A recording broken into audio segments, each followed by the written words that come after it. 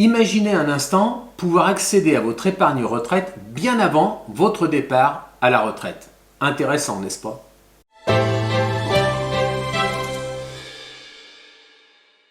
Bonjour à tous, j'espère que vous allez bien. Bienvenue sur la chaîne de Top Work. Je suis ravi de vous retrouver aujourd'hui pour une nouvelle vidéo. Une vidéo consacrée au déblocage anticipé de votre épargne retraite.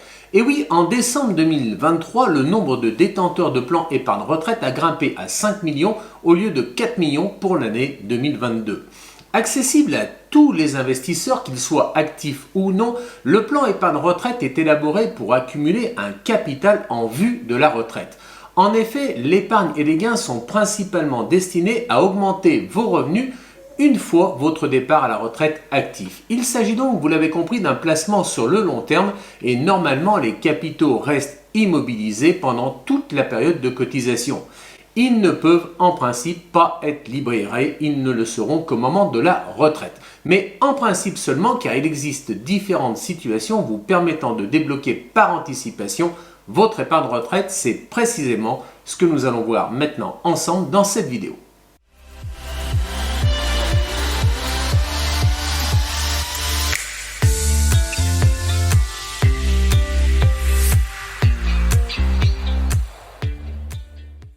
Parlons maintenant donc des produits concernés par ces possibilités exceptionnelles de déblocage anticipé. Que vous ayez un PER individuel qui a pris le relais de l'ancien PERP ou des contrats Madelin, ou que vous soyez en possession d'un PER collectif, successeur du PERCO, ou même si vous bénéficiez d'un PER obligatoire, anciennement connu sous le vocable article 83, eh bien sachez que chaque formule ouvre droit au déblocage anticipé.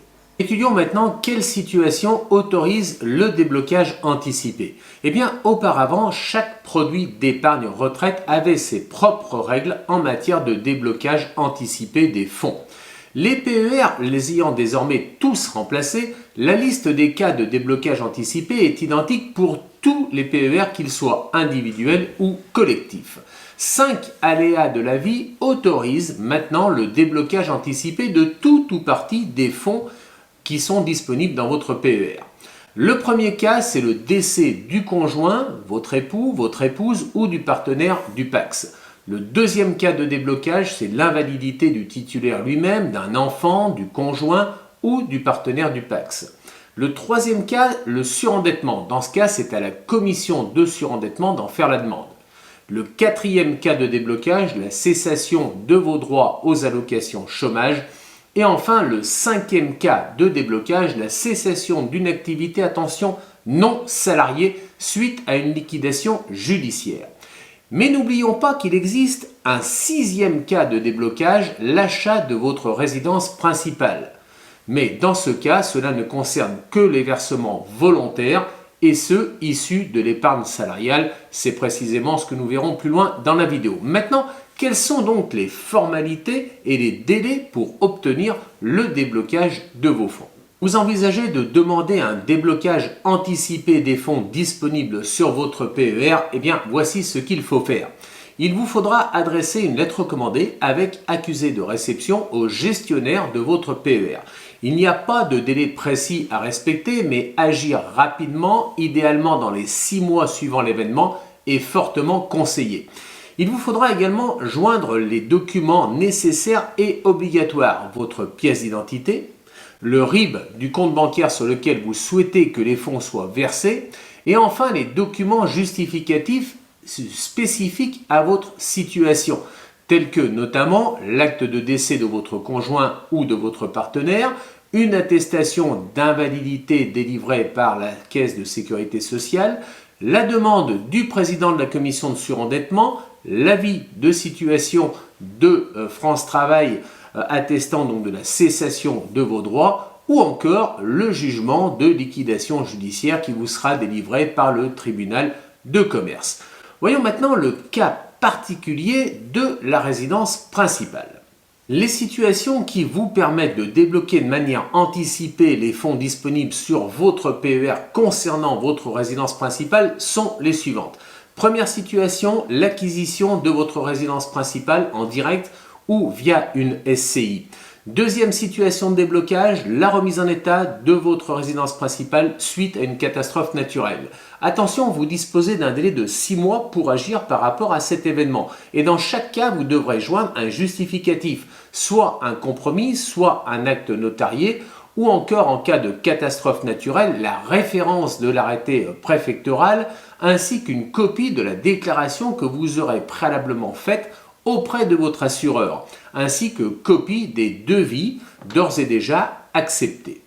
Quelles sont maintenant les pénalités financières en matière de déblocage anticipé?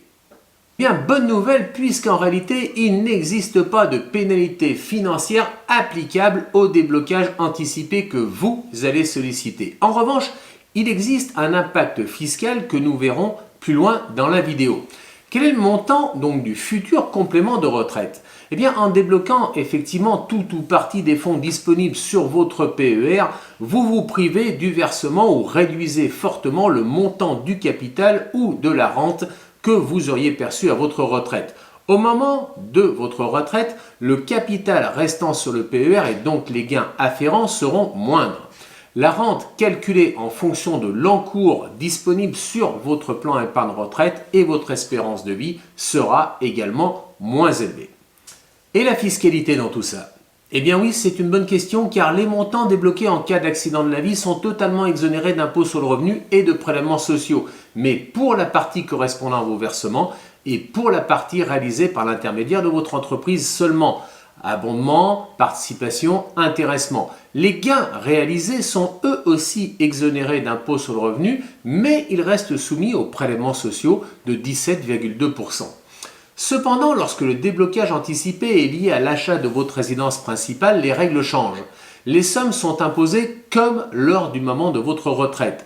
Celles correspondant à des versements volontaires ayant donné lieu à un avantage fiscal sont soumises au barème progressif de l'impôt sur le revenu, mais si vous n'avez bénéficié d'aucun avantage fiscal, vous serez exonéré d'impôt sur le revenu. Les gains, eux, sont soumis au prélèvement forfaitaire unique de 30%, sauf si vous optez pour le barème progressif. Comptez environ 1 à 2 semaines pour disposer de vos fonds. En conclusion, j'espère que cette vidéo vous a plu. Vous savez tout sur le déblocage anticipé des fonds disponibles sur votre PER. Alors, si vous souhaitez en bénéficier, n'hésitez pas. En ce qui me concerne, je vous souhaite une bonne semaine. Je vous donne rendez-vous à vendredi prochain pour une nouvelle vidéo. D'ici là, n'hésitez pas à liker, commenter, partager cette vidéo et surtout vous abonner à la chaîne si tel n'est pas encore le cas. À bientôt. Ciao, bye.